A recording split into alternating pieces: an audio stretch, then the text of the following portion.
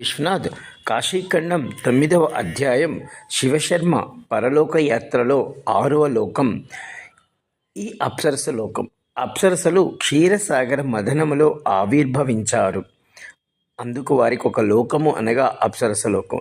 క్షీరసాగర మథనంలో మనకు 21 వస్తువులు వచ్చినట్లు తెలుపుతుంది.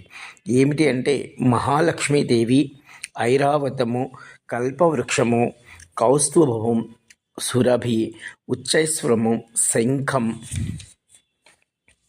అప్సరసలు, చంద్రుడు, వరుణుడు, ధన్వంతరి, వరుణి, శారంగం, అమృతం, పారిజాత వృక్షం, కోలాహలం, నవరత్నములు, ఇలా మనకి ఈ క్షీరసాగర మథనంలో 21 వస్తువులు ఆవిర్భావం జరిగింది.